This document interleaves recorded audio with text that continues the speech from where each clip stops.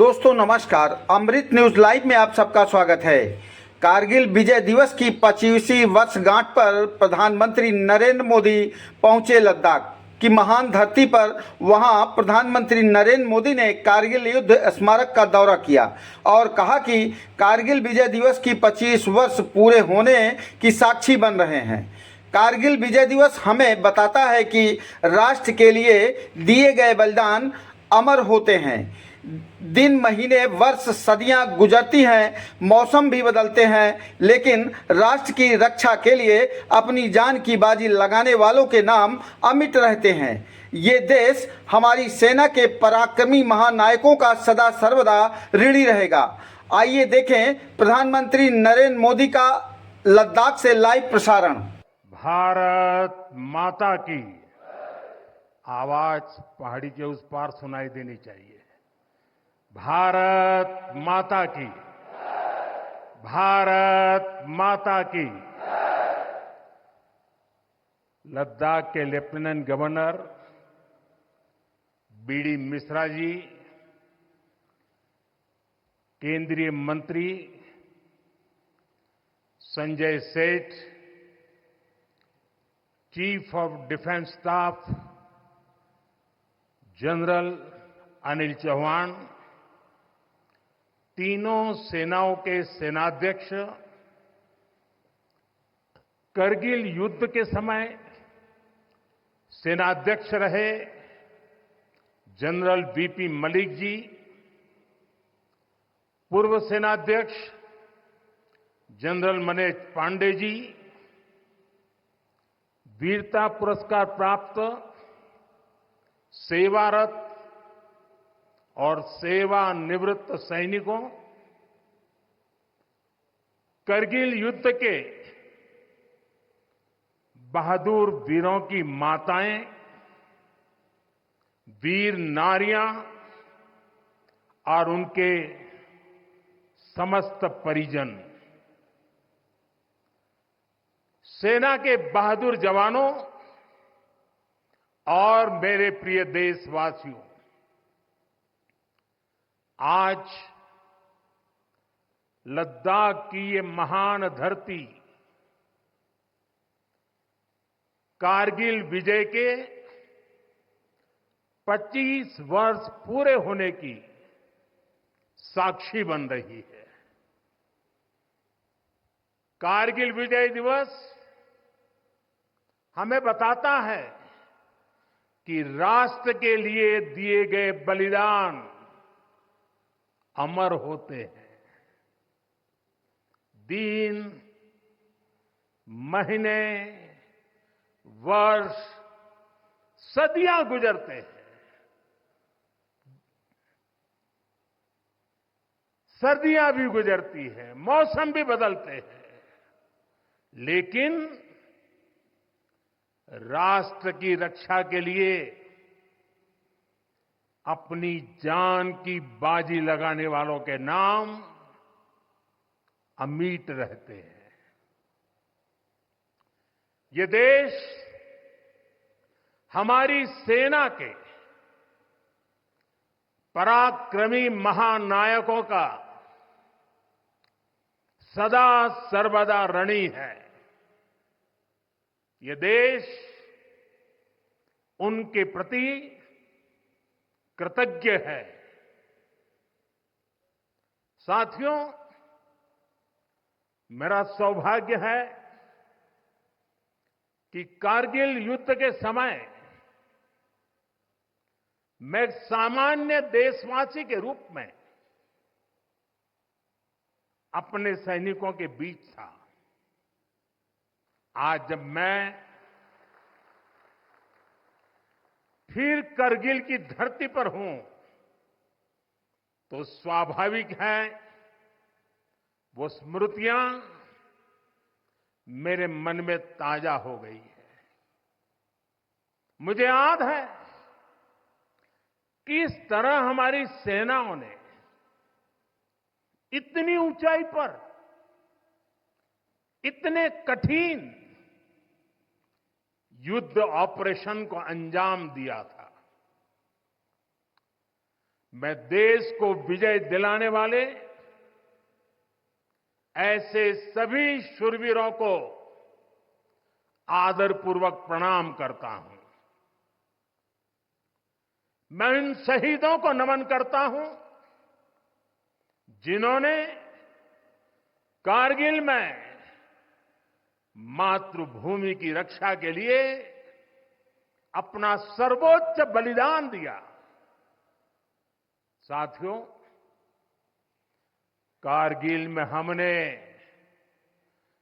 केवल युद्ध नहीं जीता था,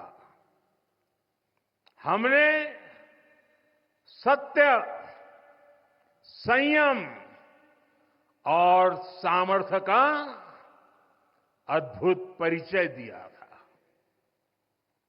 आप जानते हैं, भारत उस समय शांति के लिए प्रयास कर रहा था। बदले में पाकिस्तान ने फिर एक बार अपना अविश्वासी चेहरा दिखाया। लेकिन सत्य के सामने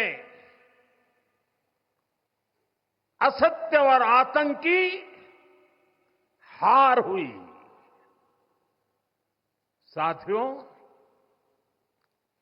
पाकिस्तान ने अतीत में जितने भी दुष्प्रयास किए,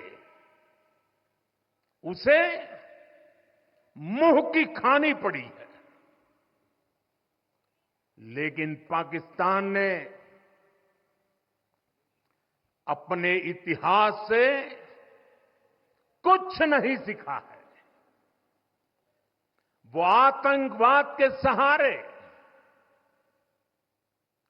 प्रॉक्सी वॉर के सहारे अपने आप को प्रासंगिक बनाए रखने का प्रयास कर रहा है। लेकिन आज जब मैं उस जगह से बोल रहा हूं जहां आतंक के आकाओं को मेरी आवाज सीधे सुनाई पड़ रही है, मैं आतंकवाद के इन सरपरस्तों को कहना चाहता हूं कि उनके नापाक मंसूबे कभी कामयाब नहीं होंगे।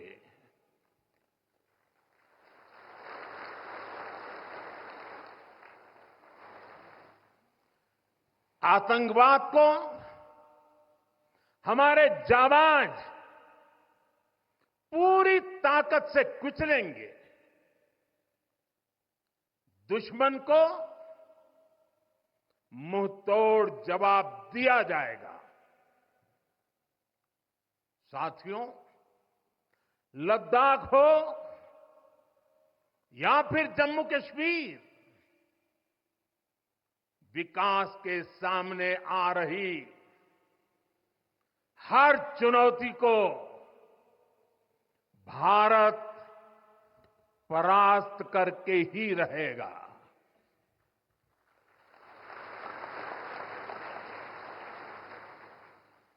कुछ ही दिन बाद इस 5 अगस्त को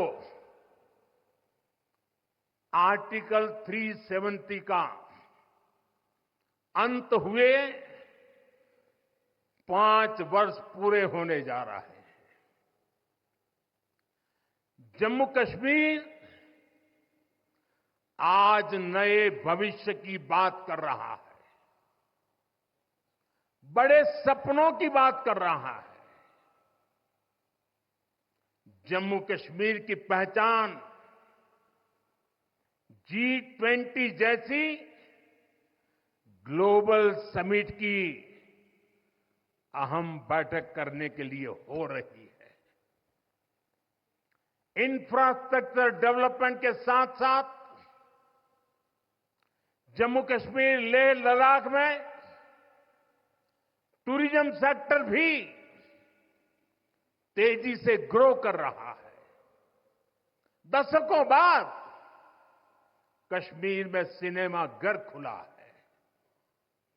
3.5 दशक के बाद पहली बार श्रीनगर में ताजिया निकला है। धरती का हमारा स्वर्ग तेजी से शांति और सौहार्द की दिशा में आगे बढ़ रहा है। साथियों, आज लद्दाख में भी विकास की नई धारा बनी है। सिंकुल्ला टनल, इसके निर्माण का काम शुरू हुआ है। सिंकुल्ला टनल के जरिए लद्दाख पूरे साल हर मौसम में देश से कनेक्टेड रहेगा। ये टनल लद्दाख के विकास और बेहतर भविष्य के लिए नई संभावनाओं का नया रास्ता खोलेगी। हम सभी को पता है कि कठोर मौसम की वजह से लद्दाख के लोगों को कितनी मुश्किलें आती हैं। सिंकुल्ला टनल के बनने से ये मुश्किलें भी कम होगी। मैं लद्दाख के मेरे भाई बहनों को इस टनल का काम शुरू होने के लिए विशेष बधाई देता हूं। साथियों, लद्दाख के लोगों का हित हमेशा हमारी प्राथमिकता रहा है। मुझे याद है, कोरोना के समय में करगिल क्षेत्र के हमारे कई लोग ईरान में फंस गए थे। उन्हें वापस लाने के लिए मैंने व्यक्तिगत स्तर पर काफी प्रयास किए। ईरान से लाकर उन्हें जैसलमेर में ठहराया गया था और जब स्वास्थ्य की दृष्टि से पूरी तरह संतोषजनक रिपोर्ट मिले, उसके बाद उन सबको उनके घर तक यहां पहुंचाया था। हमें संतोष है कि हम अनेकों जिंदगियों को बचा पाए। यहां के लोगों की सुविधाएं बढ़े, ईज ऑफ लिविंग बढ़े, इसके लिए भारत सरकार निरंतर प्रयास कर रही है। बीते 5 वर्षों में ही हमने लद्दाख के बजट को 1100 करोड़ से बढ़ाकर 6000 करोड़ रुपए कर दिया है। यानी करीब करीब 6 गुना की वृद्धि। ये पैसा आज लद्दाख के लोगों के विकास में, यहां सुविधाएं बढ़ाने में काम आ रहा है। आप देखिए, सड़क, बिजली, पानी, शिक्षा, पावर सप्लाई, रोजगार, लद्दाख में हर दिशा में दृश्य भी बदल रहा है, परिदृश्य भी बदल रहा है।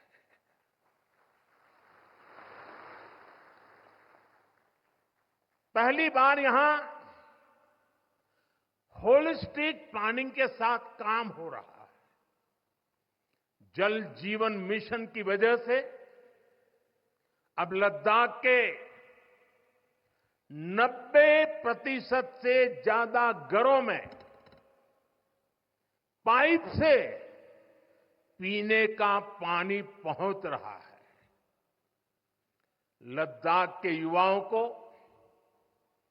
क्वालिटी हायर एजुकेशन मिले, इसके लिए यहां सिंधु सेंट्रल यूनिवर्सिटी का निर्माण हो रहा है।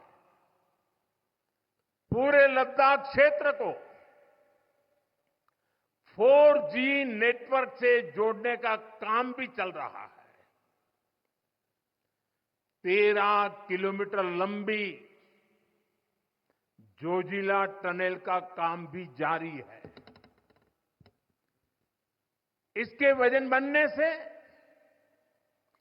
नेशनल हाईवे नंबर 1 पर भी ऑल वेदर कनेक्टिविटी हो जाएगी। साथियों, हमने देश के सीमावर्ती क्षेत्रों में विकास के असाधारण लक्ष्य तय किए हैं। चैलेंजिंग टास्क को अपने हाथों में लिया है। बॉर्डर रोड ऑर्गेनाइजेशन बीआरओ ने ऐसे लक्ष्यों को पूरा करने के लिए अभूतपूर्व गति से काम किया है। बीआरओ ने पिछले 3 साल में ही 330 से ज्यादा इंफ्रास्ट्रक्चर प्रोजेक्ट पूरे किए हैं। इसमें लद्दाख के विकास कार्यों से लेकर पूर्वोत्तर में सेला टनल जैसे प्रोजेक्ट भी शामिल है। मुश्किल टेरेन्स में विकास की एक गति नए भारत की क्षमता और दिशा दोनों दिखाते हैं।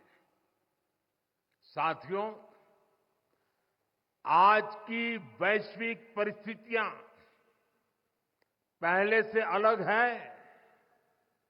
इसलिए हमारी सेनाओं को हथियारों और उपकरणों के साथ साथ कार्यशैली और व्यवस्थाओं में भी आधुनिक होना चाहिए। इसलिए देश दशकों से डिफेंस सेक्टर में बड़े रिफॉर्म्स की जरूरत महसूस करता रहा था। सेना स्वयं वर्षों से इसकी मांग कर रही थी, लेकिन दुर्भाग्य से पहले इसे उतना महत्व नहीं दिया गया। बीते 10 वर्षों में हमने डिफेंस रिफॉर्म्स को रक्षा क्षेत्र की पहली प्राथमिकता बनाया है। इन रिफॉर्म्स के कारण आज हमारी सेनाएं ज्यादा सक्षम हुई हैं, आत्मनिर्भर हो रही है। आज डिफेंस प्रोक्योरमेंट में बड़ी हिस्सेदारी भारतीय डिफेंस इंडस्ट्री को दी जा रही है। डिफेंस में रिसर्च एंड डेवलपमेंट बजट का भी 25% प्राइवेट सेक्टर के लिए रिजर्व किया गया है। ऐसे ही प्रयासों का परिणाम है कि भारत का डिफेंस प्रोडक्शन अब 1.25 लाख करोड़ रुपए से ज्यादा हो चुका है। कभी भारत की गिनती हथियार मंगाने वाले देश के रूप में भी थी। अब भारत एक्सपोर्टर के तौर पर अपनी पहचान बना रहा है।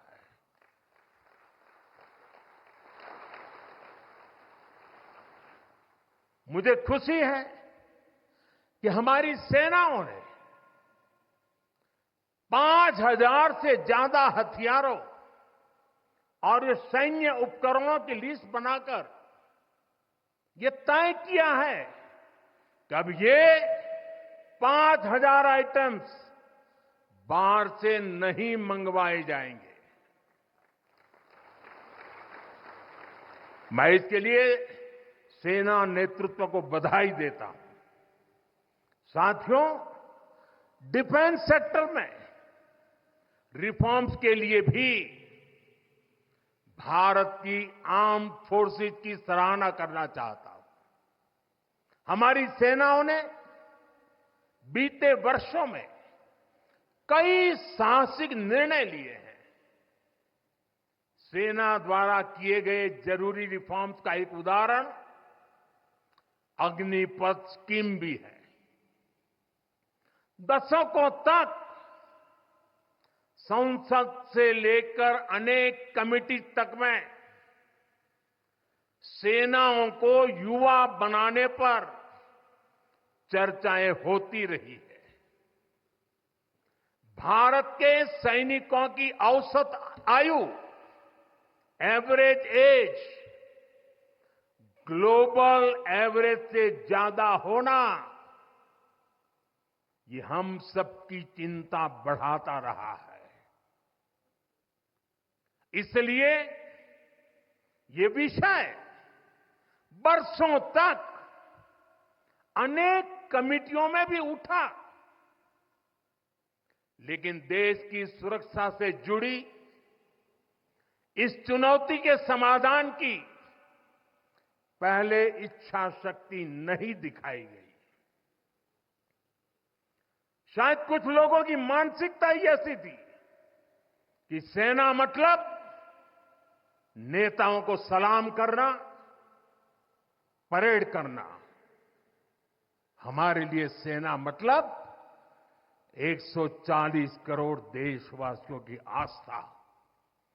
हमारे लिए सेना मतलब 140 करोड़ देशवासियों की शांति की गारंटी। हमारे लिए सेना मतलब देश की सीमाओं को सुरक्षा की गारंटी। अग्निपथ योजना के जरिए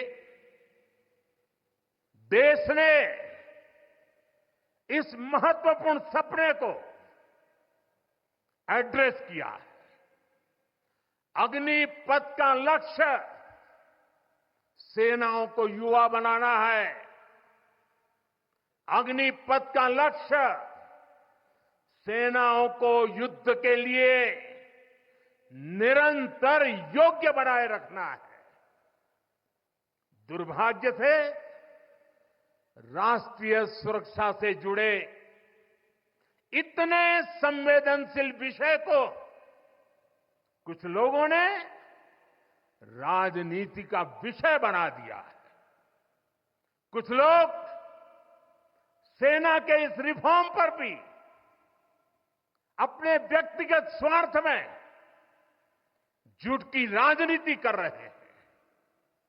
ये वही लोग हैं जिन्होंने सेनाओं में हजारों करोड़ के घोटाले करके हमारी सेनाओं को कमजोर किया।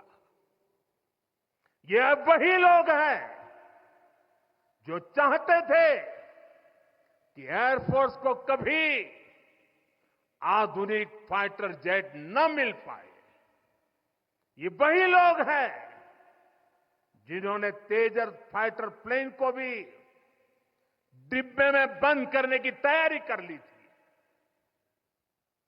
साथियों, सच्चाई ये है कि अग्निपथ योजना से देश की ताकत बढ़ेगी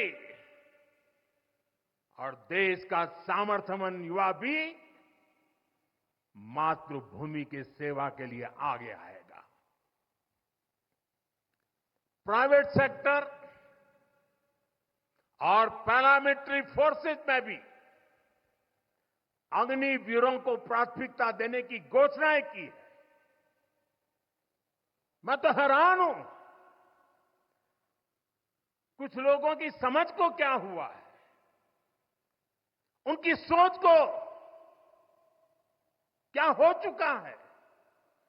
ऐसा भ्रम फैला रहे हैं कि सरकार पेंशन के पैसे बचाने के लिए ये योजना लेकर आई है। मैं जरा ऐसे लोगों की सोच से शर्म आती है, लेकिन मैं ऐसे लोगों से पूछना चाहता हूं, जरा कोई मुझे बताए, आज मोदी के शासनकाल में जो भर्ती होगा, क्या आज ही उसको पेंशन देना है क्या? उसको पेंशन देने की नौबत 30 साल के बाद आएगी, और तब तो मोदी 105 साल का हुआ होगा, और तब न भी मोदी की सरकार होगी। क्या मोदी जब 105 साल का होगा, 30 साल के बाद जो पेंशन बचेगा, उसके लिए मोदी ऐसा राजनीतिक है जो आज गाली खाएगा? क्या तर्क दे रहे हैं? लेकिन साथियों, मेरे लिए दल नहीं, देश सर्वोपरि है।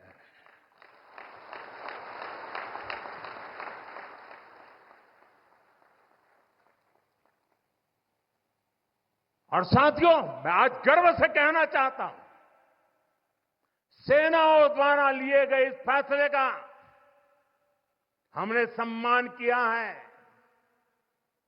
और जैसा मैंने पहले कहा, हम राजनीति के लिए नहीं, राष्ट्र नीति के लिए काम करते हैं। हमारे लिए राष्ट्र की सुरक्षा सर्वोपरि है।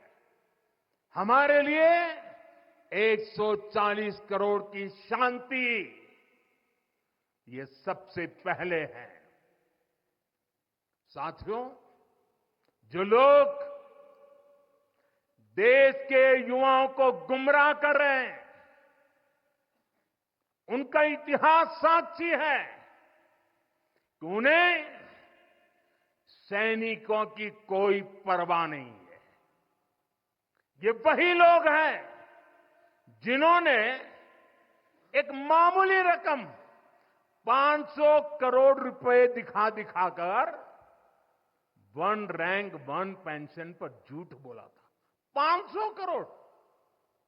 ये हमारी सरकार है जिसने वन रैंक वन पेंशन लागू किया। पूर्व सैनिकों को 1.25 लाख करोड़ रुपए से ज्यादा दिए गए। अब कहां 500 करोड़, कहां 1.25 लाख करोड़। इतना झूठ, और देश के जवानों की आंख में धूल झोंकने का पाप। ये वही लोग हैं जिन्होंने आजादी के 7 दशक बाद भी सेना की मांग होने के बावजूद भी, देश के वीर सैनिकों के परिवारों की मांग होने के बाद भी हमारे शहीदों के लिए वॉर मेमोरियल नहीं बनाया। टालते गए, कमिटियां बनाते गए, नक्शे दिखाते गए। ये वही लोग हैं जिन्होंने सीमा पर तैनात हमारे जवानों को पर्याप्त बुलेट प्रूफ जैकेट्स भी नहीं दी थी। और साथियों, ये वही लोग हैं जो करगिल विजय दिवस को भी नजरअंदाज करते रहे। ये तो देश की कोटि कोटि जनता के आशीर्वाद है कि मुझे तीसरी बार सरकार बनाने का मौका मिला, और इसलिए आज ये महत्वपूर्ण ऐतिहासिक घटना का हम पुण्य स्मरण कर पा रहे हैं। वरना अगर वही आ जाते तो इस युद्ध विजय की इस तारीख को याद नहीं करते। साथियों, कारगिल की विजय ये किसी सरकार की विजय नहीं थी, कारगिल की विजय ये किसी दल का विजय नहीं था। ये विजय देश की थी। ये विजय देश की विरासत है। ये देश के गर्व और स्वाभिमान का पर्व है। मैं एक बार फिर 140 करोड़ देशवासियों की तरफ से मेरे वीर जवानों को श्रद्धापूर्वक नमन करता हूं। सभी देशवासियों को पुनः एक बार कारगिल विजय के 25 वर्ष की शुभकामनाएं देता हूं। मेरे साथ बोलिए भारत माता की। ये भारत माता की जय मेरे उन वीर शहीदों के लिए है, मेरे वीर भारत मां के वीर सपूतों के लिए है। भारत माता की, भारत माता की, भारत माता की। बहुत बहुत धन्यवाद।